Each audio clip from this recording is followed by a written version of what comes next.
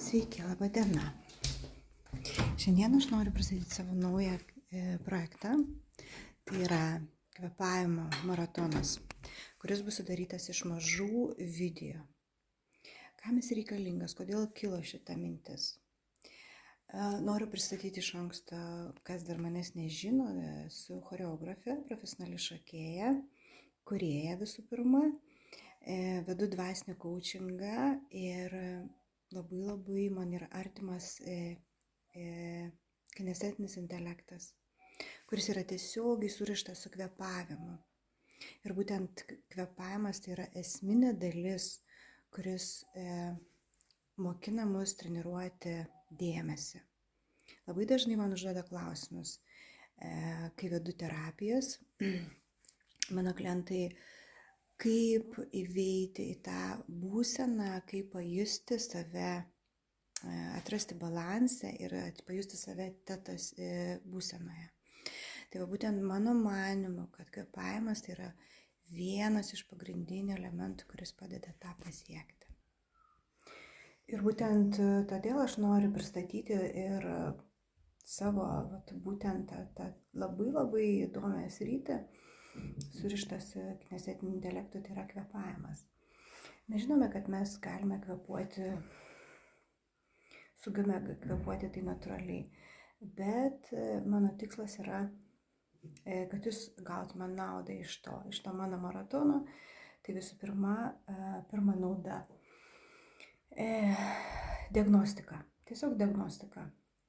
Per skirtingus kvėpavimo būdus vėl sugrįžti į savo kūną, pajusti save iš naujo, atrasti, kur yra blokai, kur reikia padirbėti su blokai, su stresu ir grįžimas į save.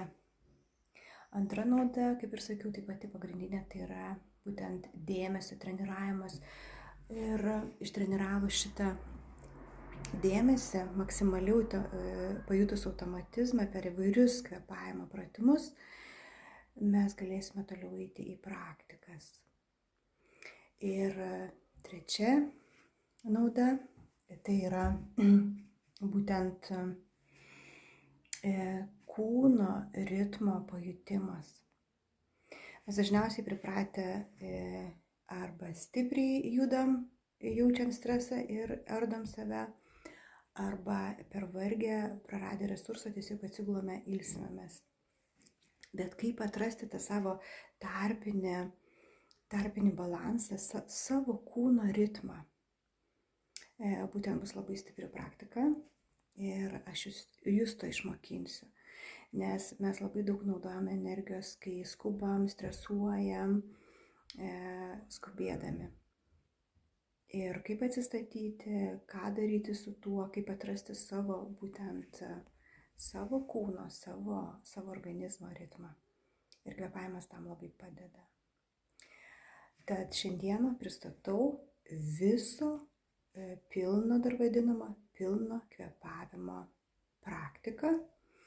Ir dabar išaiškinsiu, iš ko tai susideda. Visų pirma, tai susideda iš diafragminio kvėpavimo. Arba labai paprastai kalbant, tai kvėpavimas yra pilvu. Antra dalis tai yra kvėpavimas šonkauliais arba krūtinės ląsta. Ir trečia dalis pilno kvėpavimo yra kvėpavimas krūtinės ląsta arba krūtinkauliu.